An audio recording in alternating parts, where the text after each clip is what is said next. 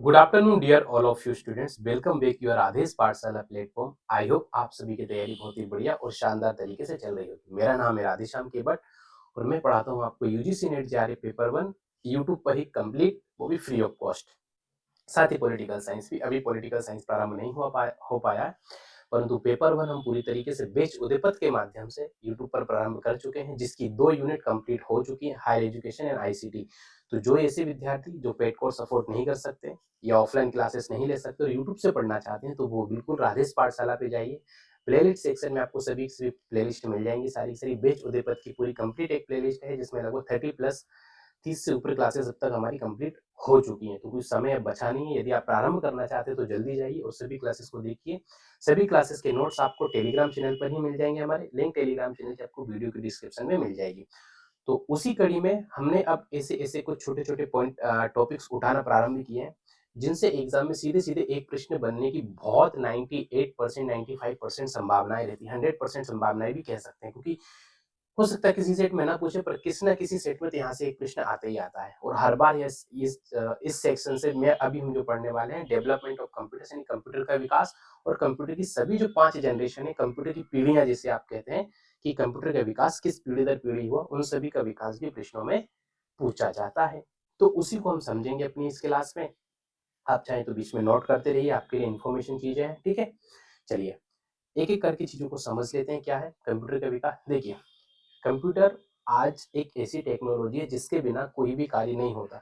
With in अगर मैं भी यदि मानूं, मैं भी इस समय जो क्लास रिकॉर्ड कर रहा हूँ, ये भी मैं अपने डेस्कटॉप पे नहीं, कंप्यूटर अपने लैपटॉप पर ही इस पे काम कर रहा हूँ। बिना हम कंप्यूटर के कोई भी कार्य नहीं। किसी भी आप ऑफिस में जाएंगे, सरकारी काम पे जाएंगे, प्रत्येक काम कंप्यूटर सिस्टम पर ही हो रहा है। आजकल सब काम डिजिटल हो चुका है, ऑनलाइन के माध्यम से सभी कार्य आप कंप्यूटर पर ही करते हैं। तो कंप्यूटर से बहुत इंपॉर्टेंट है, इसकी पीढ़ियों से बहुत प्रश्न आते हैं।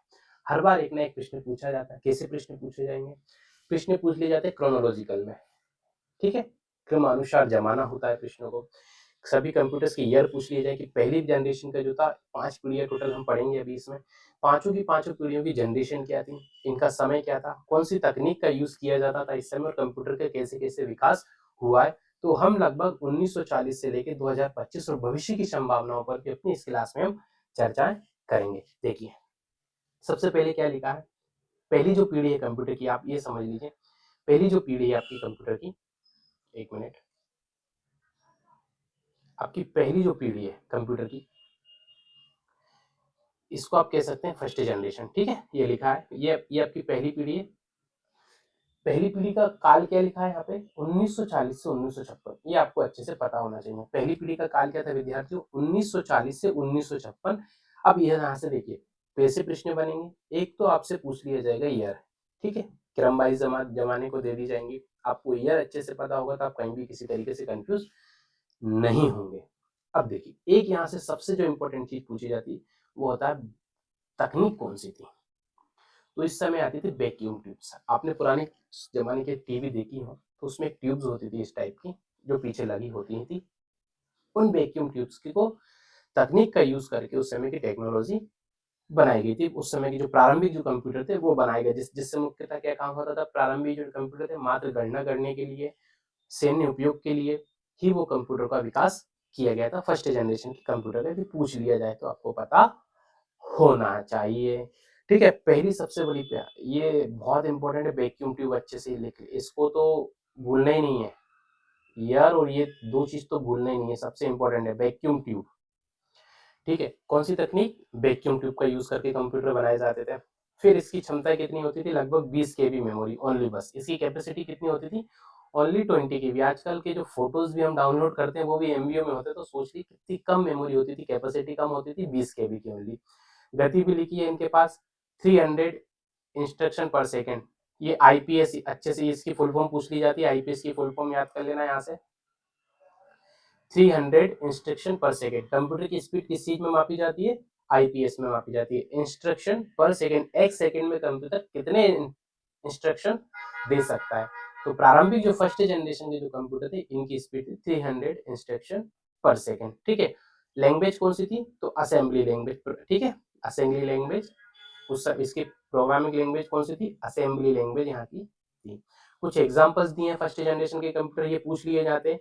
यूनिबैक, एडबैक, एनीबैक, ये भी आपको अच्छे से याद होना चाहिए। समझ में आ रहा है इतना आपको? चलिए, अब आता है आपके पास सेकंड पीढ़ी। सेकंड पीढ़ी में क्या है, तो इसको मैं आपको बता देता हूँ। देखिए, सेकंड पीढ़ी की हम बात कर लेते हैं। सेकंड पीढ़ी में क्या, सेकंड पीढ़ी का समय क्या है, सबसे पहले तो समय देखिए।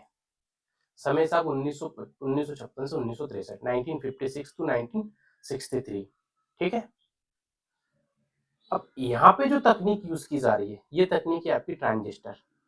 फर्स्ट जनरेशन में हम वैक्यूम ट्यूब का यूज करते थे, फिर थोड़े थोड़े औद्योगिकरण हुआ, औद्योगिकरण के साथ तकनीकी का विकास हुआ। समय आवश्यकता ही आविष्कार की जननी होती है। जैसे जैसे आवश्यकता पड़ी तकनीकों को आगे बढ़ाने की, उसी प्रकार फिर क्या हुआ, टेक्नोलॉजी बढ़ी और फिर आता है ट्रांजिस्टर का युग। 1956 से 1963 का जो युग है, ये लगभग हम कह सकते हैं भारत की आजादी के बाद का एक पीरियड हो सकता है। उस समय ट्रांजिस्टर का यूज हुआ। अब ट्रांजिस्टर का यूज होने से बड़ा क्या है, देखिए ट्रांजिस्टर का यूज, चिप सेट होते हैं ट्रांजिस्टर, उनको कहा जाता है वैक्यूम ट्यूब। आपने यदि पुराने जमाने की कोई टीवी देखी हो, बड़ी वाली जो बॉक्स होते थे, उसमें पीछे वो वैक्यूम टाइप की ट्यूब लगी होती थी कांच की, उसे वैक्यूम ट्यूब कहा जाता था। उस टेक्नोलॉजी का यूज करके वो कंप्यूटर बनाए जाते थे फर्स्ट जनरेशन में। फिर सेकंड आता है ट्रांजिस्टर का युग। मैं भी इमेजेस भी दिखा दूंगा ना, निश्चिंत रहिएगा। एक चार्ट है हमारे पास, अभी उसमें भी एक बार देख लेंगे कंपेरिजन करके। मेमोरी कैपेसिटी 128 GB, फर्स्ट में कितनी थी, अब 128 KB से हम बढ़े, ठीक है। इसकी भी स्पीड वही 300 IPS लगभग है, ठीक है। कुछ यहाँ की लैंग्वेज जो थी, इसकी प्रोग्रामिंग लैंग्वेज हुआ करती थी। आपको लैंग्वेजेस के विषय में पता होगा, कोई भी तकनीक कोडिंग डिकोडिंग लैंग्वेज के माध्यम से बनाई जाए। जैसे आज पाइथन है, जावा आपने सुना होगा नाम, इन सब लैंग्वेजों का यूज करके कोडिंग डिकोडिंग करके सॉफ्टवेयर की डिजाइन की जाती थी। तो उस समय फोर्टोन आ गया, कोबोल आ गया, एल्गोल, ये प्रोग्रामिंग लैंग्वेज सेकंड जनरेशन में इनका यूज करके, तकनीक का यूज करके हम सेकंड पीढ़ी के कंप्यूटर बनाया करते थे, ठीक है। इसके एग्जाम्पल भी दिए हैं अपन ने, ये एग्जाम्पल देख लीजिए। IBM 1401, IBM 7094, CDC 3600, यूनिवेक 1108, ये कंप्यूटर्स के नाम है, एग्जाम्पल है। ये भी पूछे जाते हैं, अच्छे से नाम इनके याद रख लेना आप लोग, ठीक है। पहले में क्या था, फर्स्ट जनरेशन में यूनिवेक, एडवेक, एनीवेक। सेकंड जनरेशन में आ जाएंगे IBM 1401, IBM 7094, ठीक है, यूनिवेक 1108, CDC 3600। ये इसके एग्जाम्पल भी आपको अच्छे से रखना। ये 5 के 5 जनरेशन याद हो गए नहीं तो आपके यहाँ से एक प्रश्न, बहुत ज्यादा संभावना है 99% की एक प्रश्न यहाँ से बन सकता है आपकी शिफ्ट में। आपकी में नहीं आएगा, अभी आपका दुर्भाग्य, लेकिन बहुत हद तक चांसेस है। प्रश्न तो यहाँ से हर बार पूछा जाता है, एक प्रश्न बनता ही बनता है इस टॉपिक से, ठीक है। आगे बढ़ते हैं थर्ड जनरेशन पे, ठीक है। आप चाहे तो स्क्रीनशॉट ले लीजिए या फिर नोट कर लीजिए, जैसे आपको सुविधा अच्छी लगे। देखिए थर्ड जनरेशन क्या है, थर्ड जनरेशन का समय है 1964 से 1971, ठीक है। यहाँ पे फिर आईसी का आविष्कार हुआ, इंटीग्रेटेड सर्किट का यूज करके हम टेक कंप्यूटर्स बनाने लगे थे। अब इससे क्या होगा, सीधी कंप्यूटर की ड्यूरेबिलिटीज, कैपेसिटी, परफॉर्मेंस, सब कुछ अब धीरे धीरे इंक्रीज होने लगेगी। थर्ड जनरेशन देखो, सेकेंड जनरेशन में 128 मिलियन IPS हमारी स्पीड थी। यह हमारी क्षमता कितनी है, 1 MB पहुंच गई है। KB से अब हम MB पे शिफ्ट हो गए और यहाँ पे हम पहुंच गए लगभग 1 मिलियन MIPS, 1 मिलियन इंस्ट्रक्शन पर सेकेंड हमारी क्या हो चुकी है, स्पीड पहुंच चुकी है। यहाँ पर ये स्पीड है ना, समझ में आ रहा है, प्रोसेसिंग स्पीड कितनी पहुंच गई आपकी, 1 मिलियन इंस्ट्रक्शन पर सेकेंड। लैंग्वेज की बात करेंगे तो ये बहुत इंपॉर्टेंट लैंग्वेज है, आपको पास अच्छे से पता होना चाहिए। एक कंपाइलर करके हम डिवाइस बताऊंगा मैं आपको नेक्स्ट क्लास में, हम जब इनपुट आउटपुट डिवाइस पढ़ेंगे, मैं आपको कुछ एक चीज समझा दूंगा तो आप समझ आ दूंगा कंपाइलर क्या होता है। जो प्रोग्रामिंग लैंग्वेज को मशीन लर्निंग लैंग्वेज में कन्वर्ट करने वाला जो डिवाइस होता है, कंपाइलर। C एंड C++, ये अभी यूज की जाती है, अभी भी इसका यूज होता है अभी, लेकिन जावा का यूज होने लगा, पाइथन होने लगा, बहुत एडवांस लैंग्वेजिंग आपकी हो चुकी है। C एंड C++ हमारी प्रोग्रामिंग लैंग्वेज आ चुकी थी थर्ड पीढ़ी में, 1964 से 1971 की जो हमारी थर्ड जनरेशन है, ठीक है। एग्जाम्पल लिखे मैंने, IBM 360 सीरीज के जो कंप्यूटर्स होते हैं, IBM 1900 सीरीज के जो कंप्यूटर्स होते हैं, ये सारे के सारे आपके तीसरी पीढ़ी के कंप्यूटर के एग्जाम्पल्स हैं। क्लियर, ये अब धीरे धीरे आकार भी छोटा होता जा रहा है समय के साथ कंप्यूटर्स का, इतना भी याद रखना आप, ठीक है। चलिए फोर्थ जनरेशन पे हम लोग आते हैं कि फोर्थ जनरेशन के कंप्यूटर की क्या स्थिति है। देखिए, फोर्थ जनरेशन का समय याद रख लेना, 1971 से आज वर्तमान तक का समय हम काउंट करते हैं, यानी हम अभी जो चौथी पीढ़ी के कंप्यूटर्स का यूज कर रहे हैं, जिसमें आपके मोबाइल फोन भी इंक्लूड हो जाता है। ये भी एक कंप्यूटर है, मोबाइल फोन, लैपटॉप वगैरह, ये सारे के सारे आपके जो हैं, ये सभी फोर्थ जनरेशन की कंप्यूटर टेक्नोलॉजीज है। इसमें किस चीज का यूज किया जाता है? माइक्रो प्रोसेसर का यूज किया जाता है। ठीक है, माइक्रो प्रोसेसर का यूज किया जाता है। माइक्रो प्रोसेसर जो होता है वो वेरी लार्ज स्केल इंटीग्रेशन पे काम करते हैं, बहुत बड़े लेवल पर जाके इंस्ट्रक्शन, परफॉर्मेंस, प्रोसेसिंग लेवल एकदम इनका बहुत ही लार्ज लेवल पर होता है, बड़े लेवल पर होता है। एक सेकंड में विद इन कई सारी कमांड्स ये कंप्यूटर ले सकते हैं। ठीक है, क्षमता कितनी होती है? बहुत हाई होती है। ये डिपेंड करता है कि आपके जो मोबाइल है, आपके जो डिवाइस है, उसमें सेमीकंडक्टर किस चीज का डाला है। अब हम 1 टेराबाइट तो नॉर्मली हमारे लैपटॉप में मेमोरीज आती है, आप एसएसडी कराओगे और उसको बढ़ा सकते हैं। क्लियर? तो क्षमता आपके सेमीकंडक्टर प्रोसेसर पर निर्भर करती है। तो इसलिए कोई इसका एक फिक्स पैरामीटर पर बहुत हाई होती है, बस इतना याद है कि वेरी हाई। जैसे कि ये मेरा जो लैपटॉप ये 1 टेराबाइट एसएसडी में है, अब इसे मैं एसएसडी में कन्वर्ट करा के और इसमें 1 टेराबाइट या जितनी भी इसमें बढ़ा सकता हूँ उतनी में इसमें इंक्रीज कर सकता हूँ इसकी। ठीक है, प्रोसेसिंग स्पीड वेरी फास्ट है, थर्ड जनरेशन से तेज मिलेगी। अब इसका कोई पैरामीटर नहीं है। फिर वही चीजें आ जाएगी, आपका डिवाइस कैसा है, किस प्रोसेसर का है, किस जनरेशन का है, ये सारी की सारी चीजें इसमें महत्वपूर्ण होती है। अब यहाँ पे जावा आ जाएगी, सी प्लस प्लस एंड जावा। अभी मैंने कहा था जावा आपको। ठीक है, उदाहरण जैसे पेंटियम सीरीज के इसमें एक एग्जांपल लिख लीजिए। हाँ, इसमें याद रखना माइक्रो प्रोसेसर अच्छे से याद रख लेना इसको। ठीक है, माइक्रो प्रोसेसर वीएस, ये भी पूछ लिया जाए।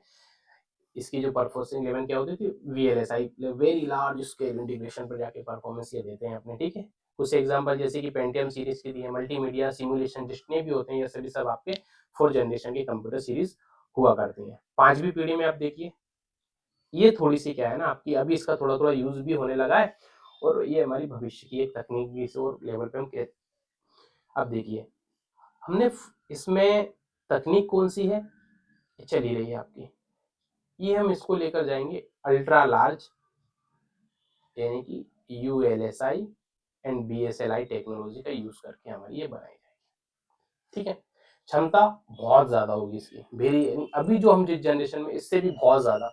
अभी हम धीरे धीरे लगभग मिक्सर होते जा रहे हैं 5 जनरेशन पे। माइक्रो टेक्नोलॉजी बहुत ज्यादा एक्सपेंड होती जा रही है। आप देखो कि मोबाइल की बैटरी की कैपेसिटी बहुत ज्यादा आने लगी है, आपके बैटरी में मेमोरीज बहुत ज्यादा, अब तो 12-12 GB रैम के मोबाइल्स आने लगे। क्यों? ये कैपेसिटी बढ़ाती जा रही है, प्रोसेसर बढ़ते जा रहे हैं, उसके अंतर्गत नई नई कंपनियां आ रही हैं, टेक्नोलॉजी को इम्प्रूव कर रही हैं।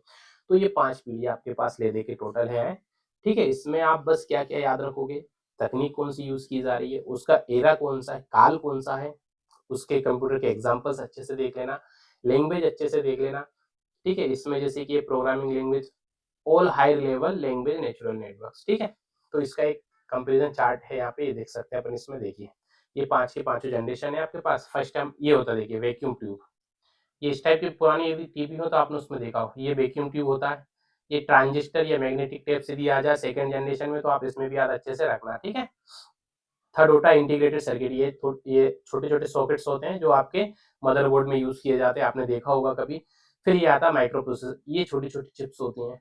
ठीक है, ये माइक्रो प्रोसेसर, और ये ultra large micro processor circuits होते हैं आपके, बहुत छोटे छोटे होंगे लेकिन उनकी पावर और परफॉर्मेंस बहुत ज्यादा हाई होती है। तो आपको अच्छे से क्या याद रखना? Vacuum, first generation vacuum tubes, transistor, magnetic tapes, integrated circuits, VLSI micro processor circuits and ULSI micro processor circuits.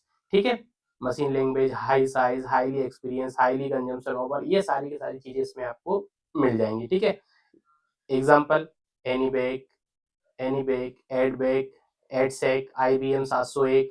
Second generation में आ जाएंगे आपके IBM, इसका स्क्रीनशॉट ले लेना है ना आप लोग। IBM 7000, CDC 104, एल एटलस, अच्छा एटलस है, NCR 304, हैनीवेल 400, ये सेकंड जनरेशन के कंप्यूटर है। ये नाम अच्छे से आप याद रख लेना। IBM 360, 370, IDP 8 सेकेंड, CDC 6600, ये सब के सब जो है ना आपके पास ये दिख रहा है, ये सब कंप्यूटर्स के नाम हैं। एग्जाम्पल्स पूछ लिए जाते हैं। लैंग्वेज देखिए, 5 जनरेशन में C++, जावा, नेट, एक नई लैंग्वेज आपका यहाँ पे नाम मिल गया यहाँ पे, ठीक है। पाइथन भी आप लिख सकते हैं, 4th जनरेशन में पाइथन भी आप लिख सकते हैं इसमें, ठीक है।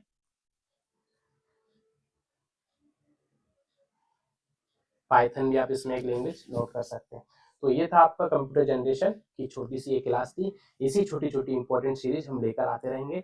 और यदि आप पहली बार आदेश पाठशाला पे आए तो आदेश पाठशाला चैनल को सब्सक्राइब कीजिए, और तैयारी करना चाहते हैं अच्छे तरीके से तो हमारी सभी कंप्लीट क्लासेस को आप देख सकते हैं। लगभग 30 से 36-35 क्लासेस अभी तक कर चुके हैं, और अब हम अगली यूनिट पर प्रारंभ भी करेंगे।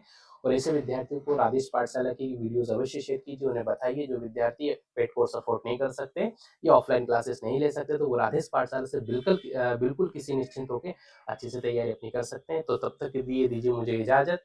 तब तक के लिए आप सभी स्वस्थ रहें, व्यस्त रहें, आनंदित रहें, खूब मेहनत कीजिए, अच्छा खाइए, स्वस्थ रहिए और अच्छे विचार रखिए, और खूब मन लगा के मेहनत से पढ़ते रहिए। जय हिंद सभी साथियों को।